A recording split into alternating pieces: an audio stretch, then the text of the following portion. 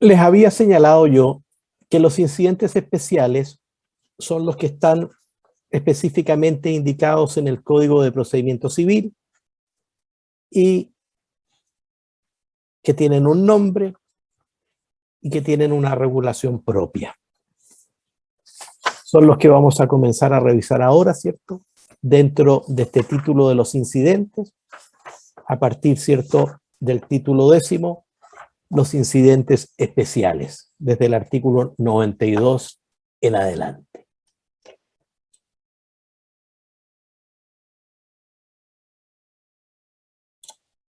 Y el primero de los incidentes especiales se llama acumulación de autos. Acumulación de autos, que está regulado en estos artículos 92 a 99 del Código de Procedimiento Civil. ¿Y cuál es la idea central?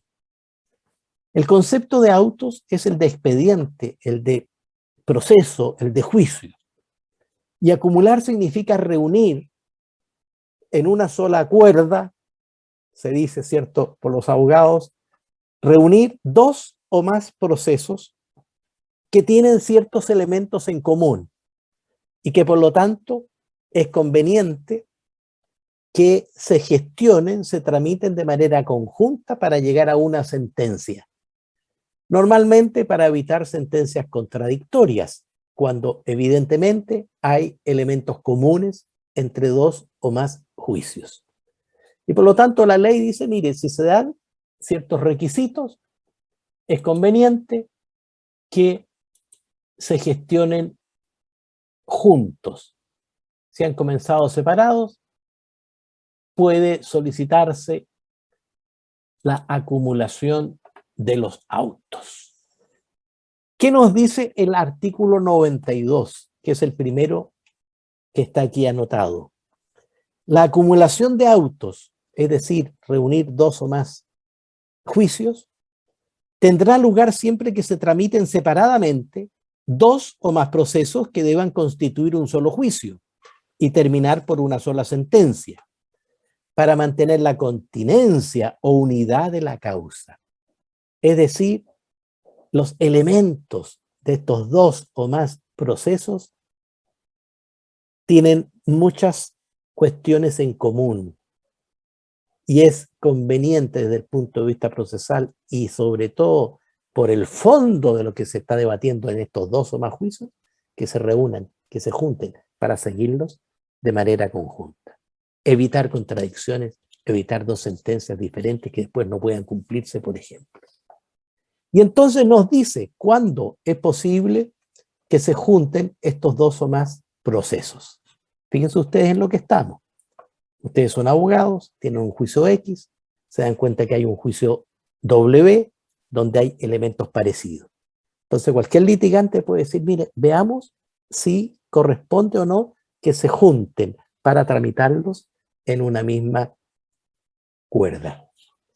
1. Cuando la acción o acciones entabladas en un juicio sean iguales a las que se hayan deducido en otro.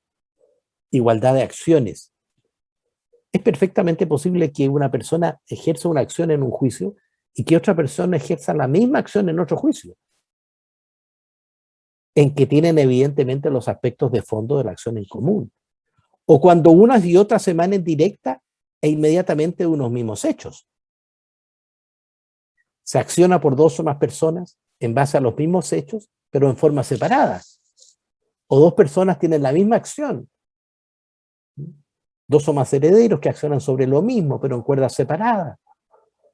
Dos o más personas que en base a una determinada responsabilidad extracontractual demandan en juicios separados a la misma institución o a la misma empresa o a la misma persona natural. En consecuencia, hay denominadores comunes. La acción es la misma, se ha interpuesto por dos cuerdas separadas, emanan de los mismos hechos o de las mismas circunstancias, o cuando las personas y el objeto o materia de los juicios sean idénticos, aunque las acciones sean distintas.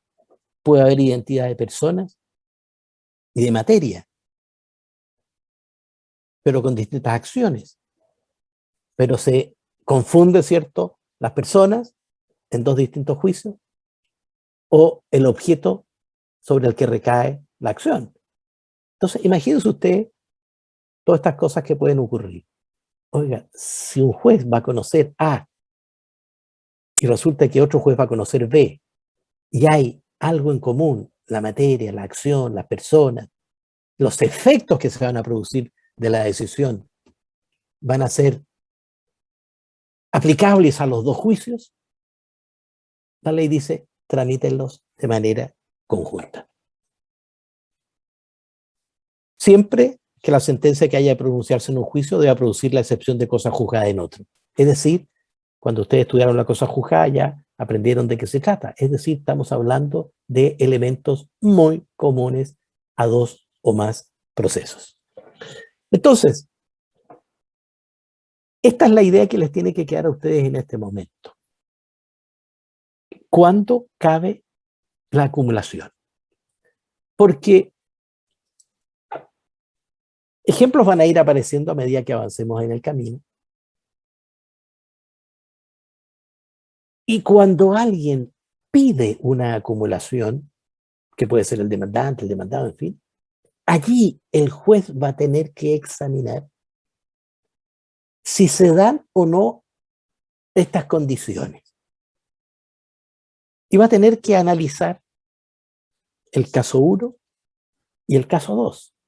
Tiene que ponerlos frente a frente para ver si hay alguno de estos elementos comunes que nos enseña el artículo 92. La acumulación de autos se decretará a petición de parte, es decir, demandante o demandado. Pero si los procesos están en el mismo tribunal, puede el juez de oficio, si los conoce en el momento en que conozca, ¿cierto?, puede el juez de oficio ordenar la acumulación, solo si tiene los expedientes en su mismo juzgado. Por lo tanto, la acumulación no solamente es entre expedientes o casos que están en el mismo tribunal, sino que pueden estar en dos tribunales distintos, de distintos lugares, ¿cierto?, del país. Entonces allí están las primeras ideas sobre la acumulación.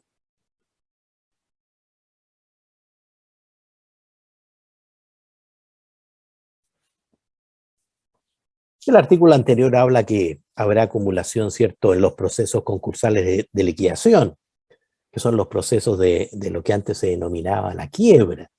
Evidentemente que ahí se acumulan todos los procesos. Cuando alguien está en una etapa de liquidación o reorganización y hay distintas demandas, distintos juicios, todo eso se acumula en esta etapa que antes se denominaba la declaración de quiebra de una persona y hoy se refiere a la ley de reorganización y liquidación de activos de empresas y personas, la ley 20.720.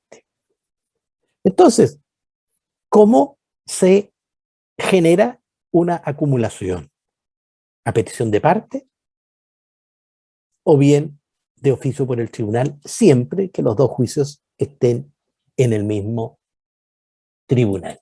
Claro, si están en distintos tribunales, el juez no va a saber, ¿cierto?, qué está pasando en dos o más procesos que tengan que acumularse.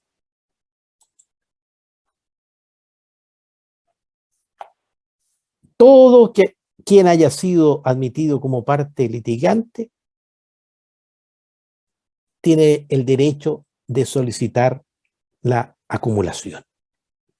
Pero es necesario que los juicios estén sometidos a una misma clase de procedimiento y que se encuentren en la misma instancia. La acumulación requiere, de acuerdo al artículo 95, que los dos o más juicios tengan el mismo procedimiento. Como ahora estamos hablando del juicio ordinario, quedémonos con eso. Dos juicios, ¿cierto?, paralelos, juicios ordinarios, y que están en la misma instancia. Entendamos, ¿cierto?, que están ante el juez de letras.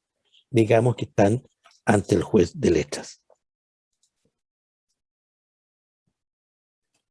Por lo tanto, es un incidente, porque el que solicita la acumulación tiene que pedírselo al juez, el juez le va a dar tramitación, como ustedes saben, incidental, va a tomar conocimiento de todos los antecedentes de los juicios y después toma su decisión. Si los juicios están pendientes ante tribunales de igual jerarquía, el más moderno se acumulará al más antiguo.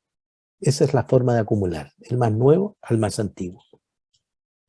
En el caso contrario, sobre aquel que esté sometido al tribunal superior. Siempre que tenga lugar la acumulación, el curso de los juicios que estén más avanzados se suspenderá hasta que todos lleguen a un mismo estado. Es otra norma, ¿cierto? Para que después la tramitación vaya siendo equivalente en las dos mismas líneas, del 1 y del 2, que sigan en el mismo estado de tramitación. La acumulación se podrá pedir en cualquier estado del juicio, antes de la sentencia de término. Y si se trata de juicio ejecutivo, bueno, eso lo vamos a estudiar cuando estudiemos juntos, ¿cierto? O cuando ustedes lo hagan en forma separada, los juicios ejecutivos. ¿Qué nos dice el artículo 99, que está anotado allí también? Pedida la acumulación, se concederá un plazo de 3 días a la otra parte para que exponga lo conveniente sobre ella. Trámite incidental, bilateralidad de la audiencia. Señor juez, en este juicio que yo estoy siguiendo, es necesario que se acumule aquel otro que está en tal o cual tribunal por tal o tal o tal motivo. El juez a esa solicitud tiene que darle traslado. Se concederá un plazo de 3 días a la otra parte para que exponga lo conveniente sobre ella. Pasado este término, haya o no respuesta, el tribunal resolverá, haciendo traer previamente a la vista, lo que les dije recién, todos los procesos cuya acumulación se solicite. Si todos están pendientes ante él, o en caso contrario podrá pedir que se le remitan los que sigan ante otros tribunales. Hoy en día existe la gran posibilidad de examinar los distintos procesos a través de su vista en el sistema informatizado del Poder Judicial. Es decir, las carpetas virtuales se pueden examinar directamente a través del ingreso por Internet. Entonces, esto de la acumulación de autos, que es el primer incidente, no tendría que tener mayor dificultad, salvo la de fondo. Esa es la que genera en la práctica algunos inconvenientes. No es el trámite propiamente tal, no es la cuestión procesal la que va a ser complicada, sino la decisión de fondo, porque el juez, obviamente a partir del análisis que hace cada abogado, el demandante, el demandado, tienen que examinar si existe la condición de fondo para acumular alguna de estas del artículo 92. Y allí tiene que hacerse un análisis jurídico de fondo. ¿Son acciones equivalentes o iguales? ¿Son dirigidas hacia el mismo objeto, con la misma materia? ¿Están las mismas personas aquí abogando por cuestiones que en definitiva deben revisarse todas juntas para economía procesal por un lado y para evitar dispersidad de pareceres de los tribunales o incompatibilidades, que pueden haber cosas que después se estrellen y que no sepa cómo cumplirse? Entonces, esa es la dificultad mayor que puede darse cuando se trata de acumular.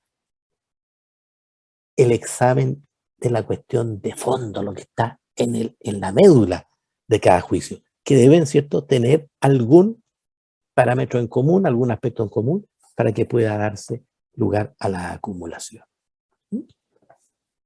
Entonces, ese es el sentido.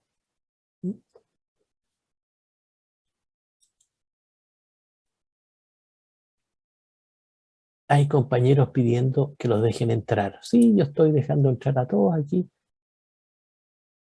He estado mirando cada 2 minutos los que están ingresando y le estoy dando el pase. En este momento están todos Están todos admitidos acá. ¿Sí? Estoy aquí ya mirando esto permanentemente. Entonces, va a ser tarea de ustedes como abogados, cuando estén en un juicio, pueden saber, les puede llegar la noticia de que hay otro juicio parecido, hay un juicio parecido. Oiga, parecido, le van a decir primero. Parece que va hacia lo mismo. Examinémoslo. Hagamos el análisis de fondo. ¿Se da alguna de estas exigencias del artículo 92? Sí, oiga, es conveniente que se acumule. Pidámosle al juez. Señor juez, vea usted que existe otro juicio. No queremos tener sorpresas, no queremos ganar acá y perder después allá, o que lo de allá con lo de acá sean incompatibles, que no se pueda cumplir, que se produzcan tropiezos, y por lo tanto examinémoslo de inmediato si es necesario que todo vaya por la misma línea. Pedirlo, analizarlo, examinarlo en el fondo. La tramitación es relativamente simple, como un incidente especial porque se trata de definir, de determinar si dos o más procesos que comenzaron separados en el mismo o en distintos tribunales se juntan o no se juntan.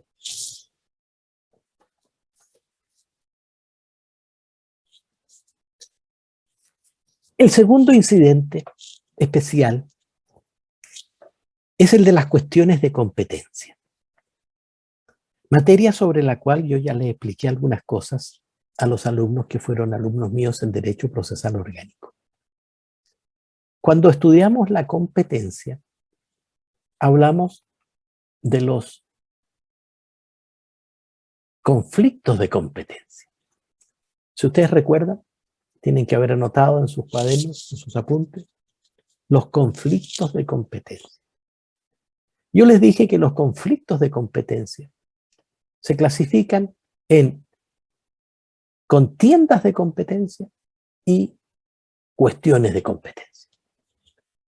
Y ahí, entonces, la distinción se basaba en quiénes estaban enfrentados. Si eran los tribunales, dos o más tribunales, era una contienda de competencia. Y si estaban los litigantes gestionando este conflicto, era una cuestión de competencia. Y yo le decía a los alumnos, fíjense ustedes que esta clasificación, todo se escribe con C. Conflictos de competencia, que se clasifican en contiendas de competencia y cuestiones de competencia. Y en ese momento, cuando estudiamos los conflictos de competencia, yo les dije, las cuestiones de competencia que están en el Código de Procedimiento Civil, las vamos a estudiar como incidente en Derecho Procesal 2. Y justamente es lo que estamos haciendo en este momento. Esto aparece en los artículos 101 a 112. Y las cuestiones de competencia, también lo anotaron ustedes el semestre pasado, y aparece en este esquema que está frente a ustedes, se clasifican en cuestiones de competencia por inhibitoria y cuestiones de competencia por declinatoria. Podría parecer esto un poco enredado, ¿cierto? Pero no son más que dos vías, dos caminos para reclamar. Dos caminos para reclamar. Voy a ir explicando. Título 11, ¿cierto? De este libro primero del Código de Procedimiento Civil, que se titula justamente de las cuestiones de competencia. ¿Podrán las partes promover cuestiones de competencia por inhibitoria o por declinatoria? Entonces, la ley está diciendo, mire, señores litigantes, acuérdense ustedes que el primer factor del debido proceso es el de la existencia de un tribunal competente. Para que exista un proceso que sea un debido proceso, es necesario que haya un tribunal. Pero ese tribunal tiene que ser competente. Y por lo tanto, si alguien tiene reclamos en contra de la competencia del tribunal, la ley le dice, usted puede reclamar diciendo que el tribunal es incompetente. Y puede hacerlo, artículo 101 lo dice, por vía de inhibitoria o por declinatoria, que son los caminos que le da el código. Los que hayan optado por uno de estos medios no podrán después abandonarlo para recurrir al otro. Tampoco podrán emplearse los dos simultáneos ni sucesivamente. Claro, aquí hay un derecho de opción. Si usted elige un camino, se va por la inhibitoria, no puede ir por la declinatoria ni viceversa. Uno es el camino que se elige y a través de ese camino hay que gestionar la petición de incompetencia. Entonces, después les voy a hacer un recuento de todo esto, yo, ¿cierto? Para ver cuáles son los elementos que están en juego en cada uno de estos incidentes. Lo que aquí está en juego es la competencia. Que no quede ninguna duda que el tribunal que va a seguir conociendo un juicio es el tribunal competente. Por lo tanto, la ley le da siempre a los litigantes el derecho de que reclamen si creen que el tribunal es incompetente. Siempre existe el derecho a reclamar. Porque eso es parte del debido proceso, se lo he dicho como 40 veces a los alumnos. Tribunal competente. Y si usted cree que no es competente, reclame. En el proceso civil tiene estas vías. Una se llama inhibitoria, otra declinatoria.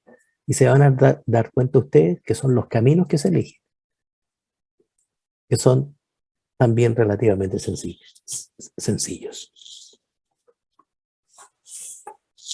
En el primer incidente, el de la acumulación de autos, lo que está en juego allí es el tema de fondo.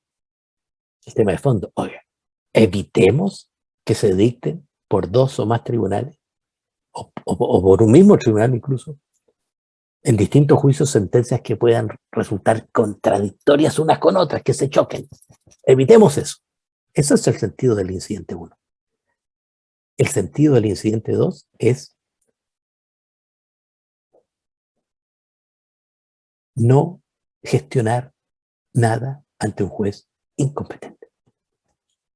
Preservar el debido proceso en cuanto a la competencia. Entonces, ¿qué significa vía inhibitoria y qué significa declinatoria? Lo dicen los artículos 112 y 111 respectivamente. Veámoslo. La inhibitoria se intentará ante el tribunal a quien se crea competente, pidiéndole que se dirija al que está conociendo del negocio para que se inhiba y le remita los autos. Es decir, hay un juicio civil ante un tribunal X que se ha planteado, ¿cierto?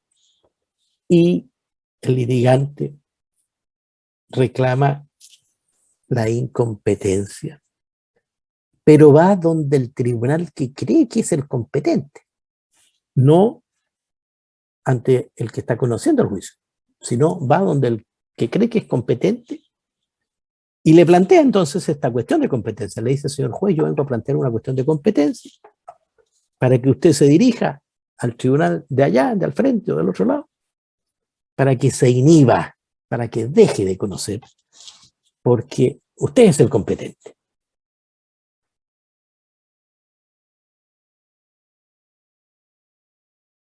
Entonces, el juez va a tener que revisar estos antecedentes y comunicarle, si accede a ello, al tribunal donde está el asunto, para que gestione el incidente. Porque va a tener que oír, evidentemente, a la parte que está litigando ante él, y de esa manera, el juez, donde está el expediente, accede o niega a inhibirse. Tiene la potestad, ¿cierto?, de decir sí, acepto lo que me está diciendo ese juez del otro lado, o niego a ello, evidentemente con el mérito de los antecedentes. Y allí ha escuchado al litigante que está ante él. Por cierto que las decisiones estas pueden ser objeto de apelaciones y van a ser conocidas por el Tribunal Superior, que es la Corte de Apelaciones, y allí se va a ver en definitiva cuál de los dos tribunales es el que debe seguir con la causa.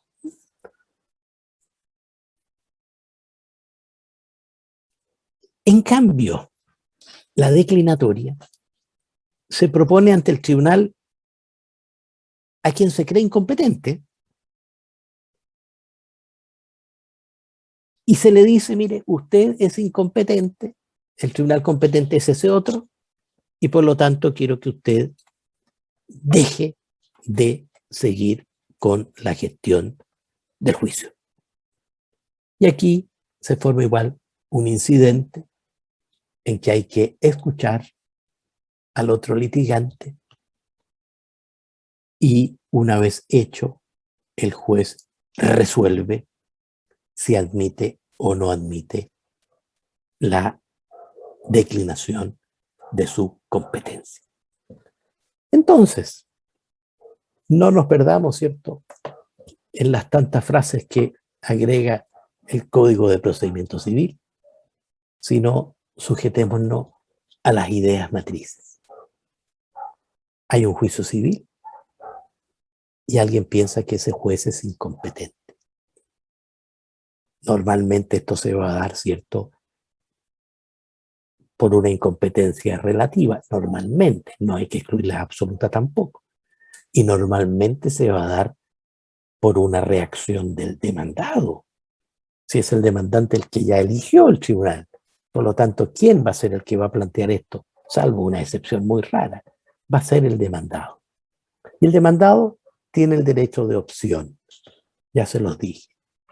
Va donde el juez que cree que es competente para que oficie al que está conociendo el juicio, para que tramite allá internamente, dándole noticia al litigante y se resuelva si se inhibe o no de conocer lo que está viendo. Y la segunda vía es presentarse ante el mismo juez que tiene la causa y le dice, usted es incompetente y por lo tanto no siga adelante, absténgase de conocer. Y allí igualmente ese juez tiene que escuchar evidentemente al litigante contrario, porque dice el 111 que esto se tramita como incidente.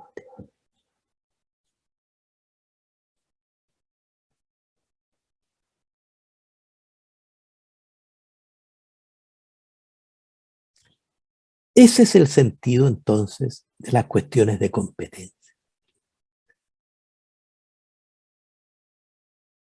La práctica o la experiencia,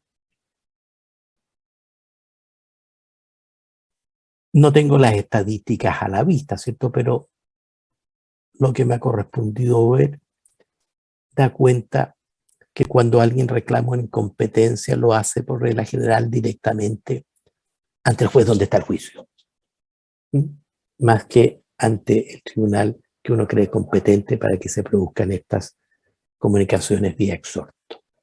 Pero, como le digo, la ley franquea estos dos caminos que en definitiva llevan a lo mismo, ante el juez incompetente o ante el juez que se cree competente. Uno para que se dirija a aquel que se inhiba, el otro para que decline, y en definitiva, ¿de qué se trata? De resolver cuál de los dos tribunales es el competente que va a seguir adelante con el juicio. Tengo que advertirle a los alumnos y a las alumnas que el factor competencia del que hablamos largamente en Derecho Procesal Orgánico y que estamos ahora analizando es de tal importancia, y ya les dije que forma parte del debido proceso, la competencia del tribunal, Y la ley contempla otras vías también para reclamar de la incompetencia. No solamente este camino de las cuestiones, las llamadas cuestiones de competencia, que son por inhibitoria y por designatoria, como ya lo vimos, sino también, y en algún momento ustedes la notaron, y la vamos a volver a ver cuando estudiemos el juicio ordinario, se puede reclamar a través de la excepción dilatoria del artículo 303, número 1 del Código de Procedimiento Civil, que es la incompetencia del tribunal. Fíjense ustedes cómo un mismo factor, que es el factor competencia, se puede reclamar como cuestión de competencia, es decir, como un incidente, pero también se puede reclamar como una excepción dilatoria por el demandado. Lo vamos a estudiar.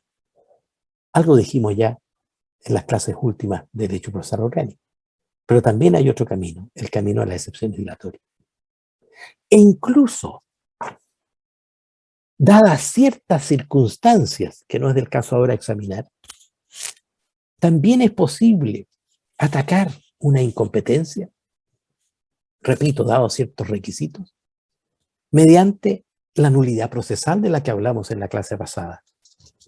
Es decir, podría llevarse también a pedir la nulidad por incompetencia mediante la petición de nulidad procesal. Entonces, con esto, les reitero, la ley le da tanta importancia a la competencia que dice, se puede reclamar vía cuestiones de competencia, vía excepción dilatoria, vía nulidad procesal. Y además, nos vamos a dar cuenta en los próximos módulos de derecho procesal civil que también podría impetrarse a través de un recurso, de un medio de impugnación procesal que se llama el recurso de casación. Perfectamente podría invocarse como causal de nulidad de un juicio la incompetencia del tribunal. Basta que ustedes anoten el artículo 768, número 1 del Código de Procedimiento Civil. El recurso de casación en la forma puede fundarse, número 1, en haber sido la sentencia pronunciada por un tribunal incompetente. Es decir, otra herramienta, otro medio para reclamar por la incompetencia. Por supuesto que para que ello pueda prosperar, para que alguien pueda obtener una nulidad procesal, una nulidad por el recurso de casación, o una excepción dilatoria de incompetencia, o una cuestión de competencia, debe existir el motivo de fondo que justifique la incompetencia. Que eso es lo que habría que determinar caso a caso, si concurre o si no concurre.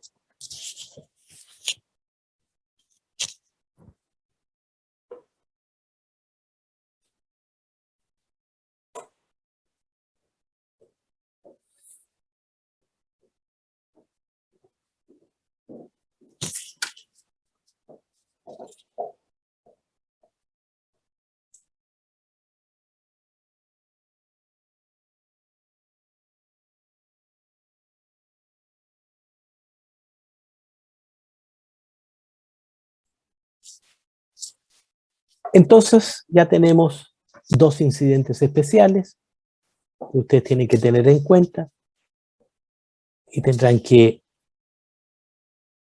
gestionar algunos de estos incidentes solo en la medida que exista el motivo que justifique hacer valer el incidente. No se trata de que ustedes como futuros abogados hagan solicitudes por el solo deseo de demorar o atrasar el desarrollo de un juicio. Sería indebido hacerlo motivado por ello. Hay que pedir, solicitar o plantear incidentes solo y cuando se tiene la idea y la convicción que hay algo que no está bien y que debe ser corregido. Y para eso están entonces estos caminos de limpieza procesal, de limpieza procesal. El proceso, vamos por un camino procesal adecuado.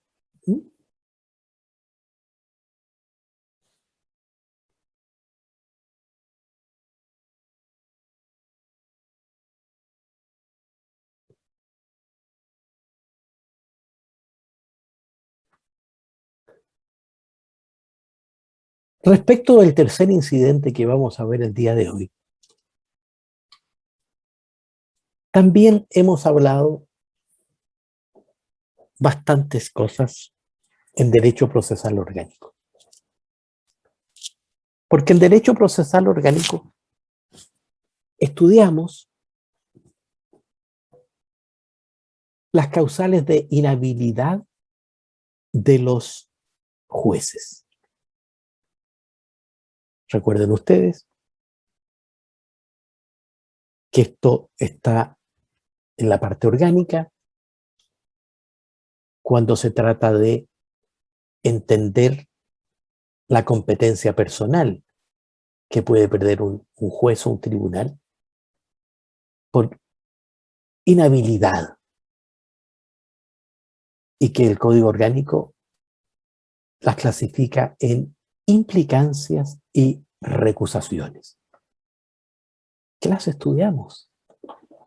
Los que fueron alumnos míos, ¿cierto? Estudiaron estas causales que le impiden a un juez asumir el conocimiento de un determinado pleito, porque no tiene la aptitud personal, porque está implicado o recusado.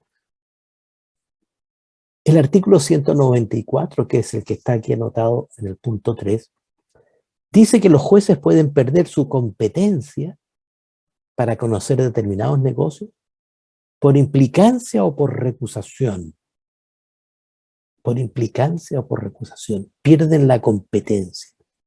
Yo les decía a los alumnos, me gusta a mí, ¿cierto?, emplear aquí la palabra inhabilidad. Queda inhabilitado, porque es la competencia personal. Esto se estudia después de la competencia absoluta, de la competencia relativa. Se estudia esto. Después de estudiar la materia, el fuero, la cuantía, las reglas de descarte en la competencia relativa, el territorio.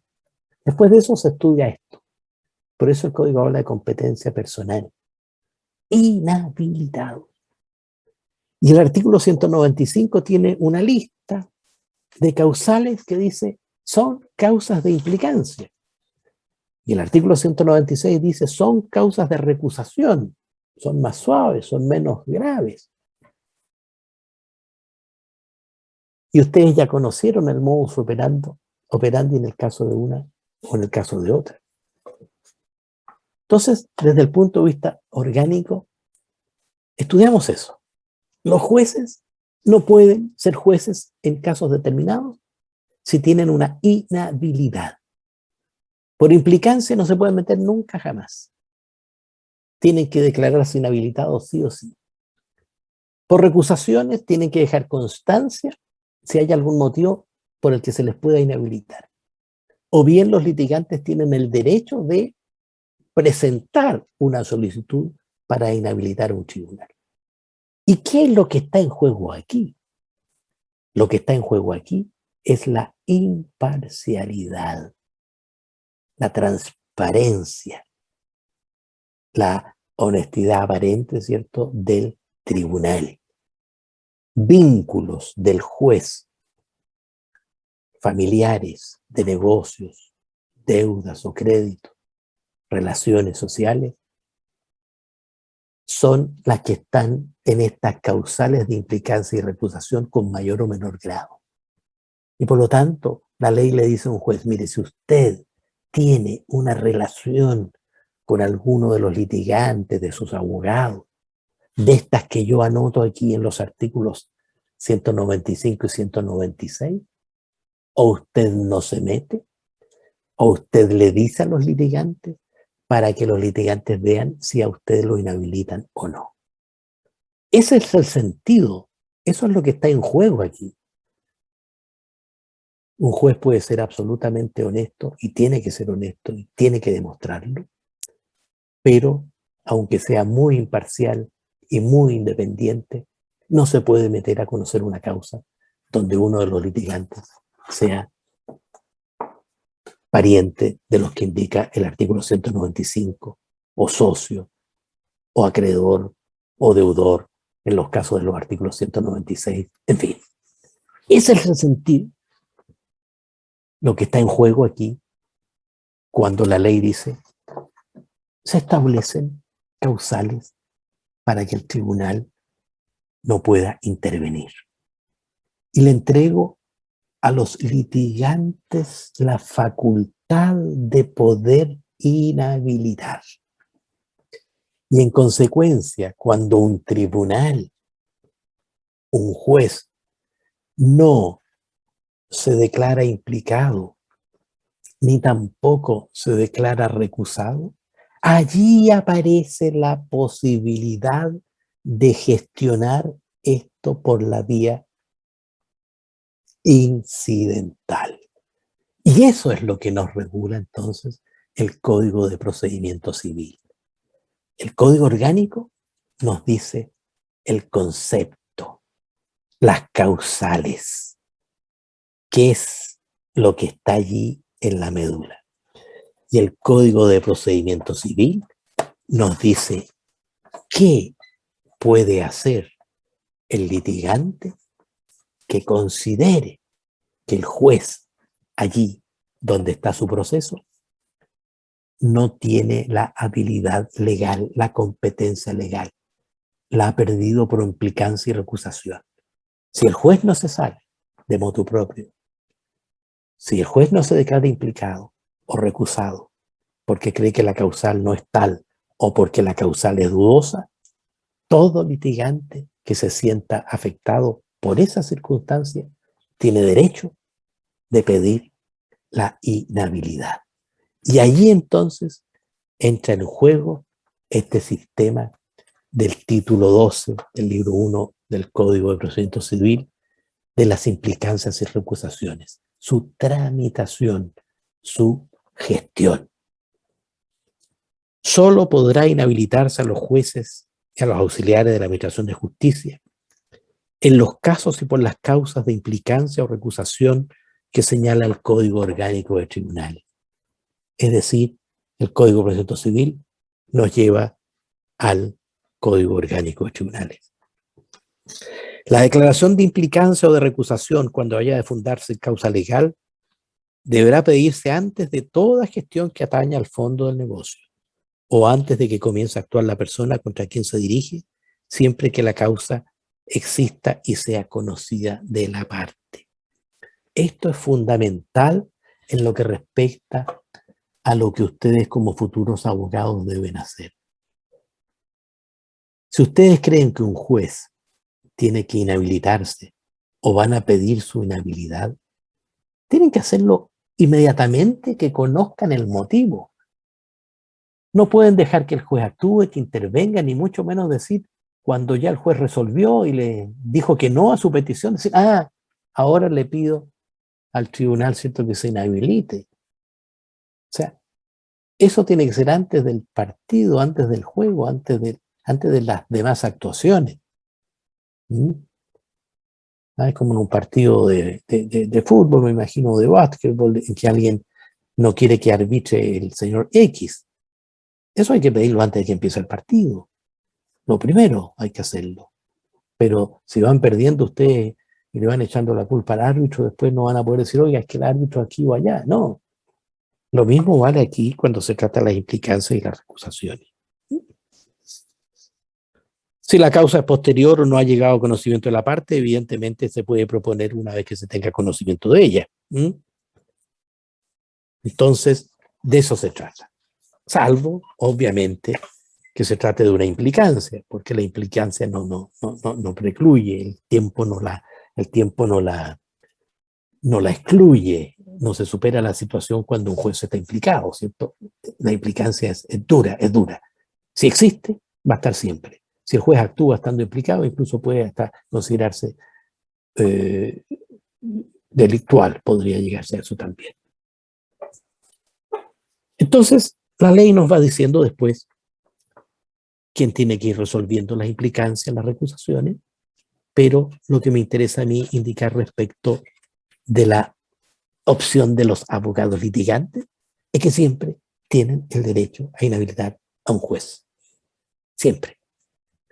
Y si el juez dice no estoy de acuerdo, no quiero, no corresponde, no hay antecedente, se va a generar entonces el incidente. La implicancia de un juez que desempeñe en un tribunal unipersonal se hace valer ante el mismo juez, expresando la causa legal y los hechos, para que se inhiba entonces de conocerlo. La recusación de los jueces a que se refiere el artículo anterior y la implicancia de los miembros de tribunales colegiados se hacen valer en los mismos términos ante el tribunal que según la ley debe conocer de estos incidentes. Es decir, va a ser el tribunal superior. Incidentes de recusación de implicancia se presentan ante el tribunal superior, ¿cierto? Si un juez de la Corte de Apelaciones o la Corte de Apelación a la Corte Suprema, para que se hagan valer allí los antecedentes y entonces se defina, se determine si ese tribunal queda inhabilitado o no. Y hay una tramitación incidental. Si los antecedentes están claros, el Tribunal Superior simplemente va a declarar la inhabilidad. Si los antecedentes no están claros, va a hacer el trámite respectivo para que se justifiquen cuáles son los motivos, ¿cierto?, de la inhabilidad, y el tribunal entonces después va a escuchar al juez o al tribunal de qué se trata, si se inhabilita, si se no inhabilita, por qué sí, por qué no. También hay una bilateralidad de la audiencia ahí, con un informe que se le requiere al juez, y ese tribunal va a dictar su resolución. Imagínense ustedes que alguien reclama que un juez es socio del demandado. Se demanda a una empresa y dicen, no, el juez, aquí donde está el juicio, es socio del demandado. Y el juez dice, oye, pero si yo no soy socio, nunca he sido, no tengo nada que ver. Si insiste con esta incidencia de recusación, entonces va a tener que ese litigante demostrar, ¿cierto?, con antecedentes legales que lo justifiquen, dónde está, ¿cierto?, la vinculación societaria o empresarial o de socios. Evidentemente, de eso se trata. Ahora, el tribunal analiza los antecedentes y ve, y de acuerdo con lo que dice el incidentista, le da curso, no le da curso, lo acepta de inmediato, no lo acepta de inmediato. ¿Y por qué puede aceptarlo de inmediato? Porque es posible, ¿cierto?, que un juez deje constancia de su condición que le da Paulo para una recusación, y si es así, simplemente se declara la inhabilidad. ¿Cómo podría ocurrir, cierto?, con un juez que sea profesor de un determinado colegio y se presenta una demanda en contra de ese colegio en ese juzgado y el juez deja constancia que es profesor de ese colegio? Entonces, probablemente, si se plantea el incidente de recusación, se va a aceptar porque el propio juez reconoció que era ya profesor de ese colegio. Ese es el sentido, ¿cierto?, de esta tramitación. Y aquí aparece una idea también que yo les di a conocer y que ustedes la tienen que manejar ya, los que forman alumnos, ¿cierto?, de Derecho Procesal Orgánico, de lo que se denomina la recusación graciosa, la recusación amistosa.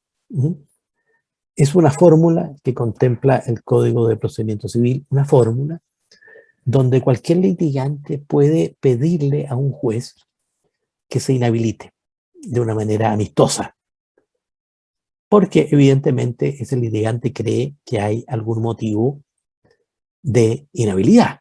De eso se trata. Y por lo tanto, esta petición de recusación graciosa va a ser antes de que se formule un incidente, o sea, no va a ser necesario llegar a un incidente. La ley lo permite, el artículo 124. Antes de pedir la recusación de un juez al tribunal que deba conocer del incidente, podrá el recusante ocurrir al mismo recusado, si funciona solo, o al tribunal de que forme parte, si es colegiado, exponiéndole la causa en que la recusación se funda y pidiéndole que la declare sin más trámite. Rechazada esta solicitud, puede deducirse la recusación ante el tribunal correspondiente. Esta fórmula se usa, se emplea y funciona. ¿Qué sería, por ejemplo, en el caso anterior? Podría ocurrir que un juez, ¿cierto?, teniendo la calidad de profesor, demandan a la escuela donde es profesor. Entonces el litigante que se sienta afectado por esa condición puede decir, señor juez, usted ha señalado que es profesor y mejor no se meta a este juicio, declárese inhabilitado. Se lo pido, ¿cierto?, amistosamente. El juez puede decir que sí, puede decir que no, depende de los grados de compromiso que tenga. Y si dice que sí, se acaba, ¿cierto? No hay ni incidente siquiera, deja de ser juez en esa causa.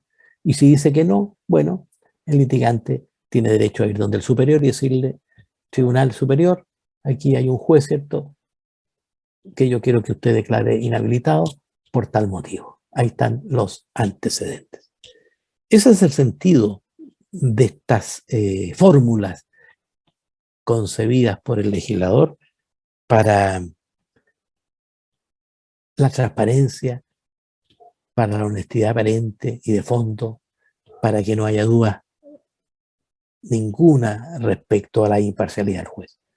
Un juez puede ser muy imparcial, a lo mejor le da lo mismo juzgar siendo profesor o no siendo profesor del colegio, teniendo cercanía o no con alguno de los abogados. A lo mejor el juez es tan imparcial que no va a cambiar, ¿cierto?, su veredicto, su decisión por alguno de esos elementos. Pero probablemente algunos no le crean a ese juez. A lo mejor no le van a creer al juez que sea tan puro, tan diáfano, tan transparente, tan imparcial, tan independiente, que le valga lo mismo, ¿cierto?, que el abogado sea su hijo o que no sea su hijo. Pero si llega a ganar esa parte, nadie le va a creer a ese juez que fue absolutamente honesto. Y por lo tanto, la ley dice, mire, mejor no se meta, mejor no se meta. Si existen dudas, no se meta. Sabemos que usted es impecable, que siempre actúa derechamente, pero la ley le dice, dada esta circunstancia, usted no se meta. Obligatoriamente no puede hacerlo si está implicado, y si hay causales de recusación, bueno, deje que los litigantes definan si lo inhabilitan o si no piden su inhabilitación. Ese es el sentido. Ese es el sentido de lo que está aquí establecido. Y lo que me interesa que ustedes sepan entonces es el tema de fondo, el derecho a las inhabilidades y los deberes de los propios jueces, ¿cierto?, de inhabilitarse si están implicados, de dar a conocer si tienen alguna causal de recusación, poner todos los elementos sobre la mesa, sobre el tapete, a la vista de todos, para que si algún litigante dice, prefiero que ese juez no se meta, haga valer la recusación amistosa, o bien el incidente para que el Tribunal Superior decida si ese juez puede o no seguir adelante. Siempre en estas materias hay cosas muy claras, pero siempre, como ocurre en el mundo del derecho, hay situaciones que a veces están en los límites y no claramente definidas de si un juez es o no susceptible de ser recusado. Y para ello, ¿qué dijo la ley? Bueno, cuando haya dudas, cuando haya disparidad de opiniones, cuando no esté todo muy claro, entonces les doy esta herramienta que se llama el incidente de implicancia o de recusación. De eso se trata. Una incidencia, una cuestión accesoria a un juicio que tiene que ser tramitada y resuelta. Tribunal competente, tribunal hábil, no inhabilitado. Ese es el sentido. Eso es lo que está en juego, se lo repito por tercera vez, aquí en estos incidentes que estamos revisando. Veo que hay 32 participantes hoy día. No anoté cuántos fueron en la clase pasada, pero fueron como 50 parece.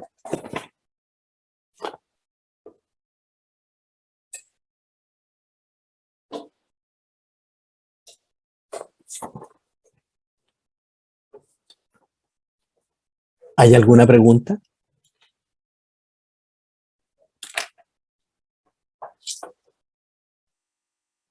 Alumnas y alumnos, ¿hay alguna pregunta? No, profesor, no por mi parte.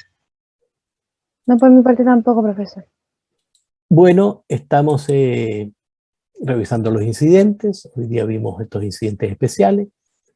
La próxima clase, que es el jueves, vamos a ver los otros incidentes: privilegio pobreza, el tema de las costas, lo que es el desistimiento de la demanda y lo que es el abandono del procedimiento. 4 incidentes, ¿cierto? Con lo que vamos a terminar la unidad 1 del programa, que se refiere justamente a los incidentes. Y ya después, en la tercera semana, comenzamos la segunda unidad, que es el juicio ordinario. El juicio ordinario del que ya hemos dado bastantes señales, que lo vamos a analizar, espero, con la profundidad necesaria para que ustedes, ¿cierto?, se pongan bien de lo que significa. ¿Cómo agrando aquí?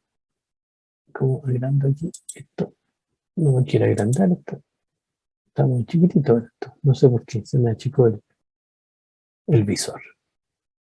Ah, dejar de ahí. Ya, ahí sí, ahí estamos.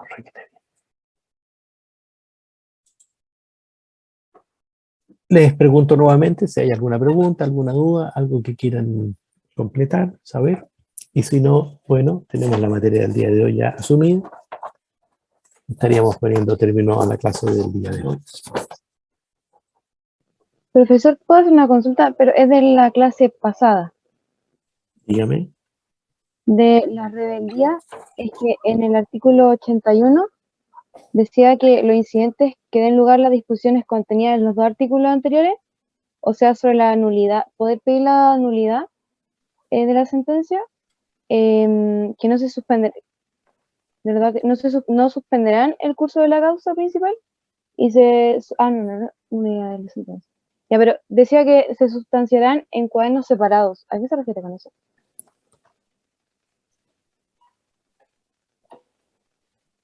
Todo juicio está en un expediente, en una carpeta ahora. Antiguamente era un expediente, ¿cierto?, en papel, ahora es la carpeta virtual.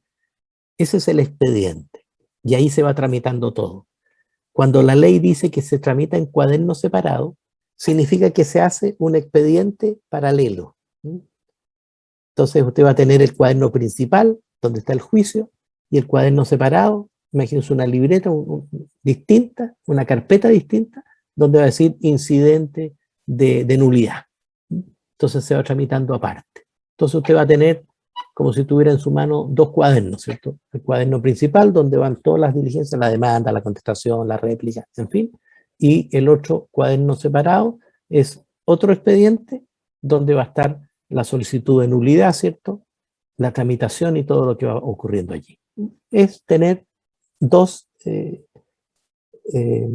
carpetas, 2 carpetas. Y si usted se incorpora a un expediente virtual, también se va a dar cuenta allí que dice cuaderno principal, y de repente hay una flechita donde usted aprieta y de repente aparecen varios cuadernos: incidente de rebeldía, incidente de nulidad, acumulación de autos. Pueden haber varios expedientes, varias carpetas para tramitar, no todo en lo mismo, sino que en distintos folios. Ese es el sentido. Gracias, profesor. Y de hecho, cuando estudien ustedes el juicio o el juicio ejecutivo, cuando se estudia y a propósito de eso se lo digo al tiro y le hago la relación de conceptos. Cuando se estudia el juicio ejecutivo va en 2 carpetas, en 2 expedientes. El juicio ejecutivo tiene de partida 2, el principal y el ejecutivo. Y pueden haber muchos otros. En el juicio ejecutivo ustedes van a estudiar que pueden haber varios expedientes, varios tomos, por así decirlo, distintos. El principal, el ejecutivo, la tercería 1, la tercería 2, incidente 1, incidente 2, es decir, pueden haber muchos. La ley lo dice para ordenar, porque la idea es que el juicio sea, lo ideal es que el juicio sea, ¿cierto?, un trazo, como yo les dije, un tramo: demanda, contestación, réplica, dúplica. Y si hay un incidente, estos, por ejemplo, la ley dice, mire, no los meta aquí en esta tramitación, haga un cuaderno separado, aparte. Entonces usted abre aquí, ve el desarrollo del juicio, abre acá y ve el desarrollo del incidente. Es para ordenar, para ordenar. Ahora, de repente, se lo digo yo también, de repente los jueces se olvidan de esto y nos meten todo juntos, entonces va enredándose todo. Usted ven, a veces ocurre, por si acaso, se lo digo yo, que puede encontrar usted de repente incidentes metidos adentro del mismo juicio y por lo tanto dice, pero ¿cómo? Si esto la ley dice que debe haberse tramitado separado. Los mismos abogados a veces no se dan cuenta y el juez tampoco y lo hacen todo juntos. Pero esas son las ideas de orden, de orden, de orden. No escribe todo usted en el mismo cuaderno, tiene un cuaderno 1, un cuaderno 2, y va escribiendo. Ese es el sentido. Gracias, profesor. Bueno, habiéndose cumplido el objetivo de esta clase, le pongo término. Les deseo que todo esté muy bien.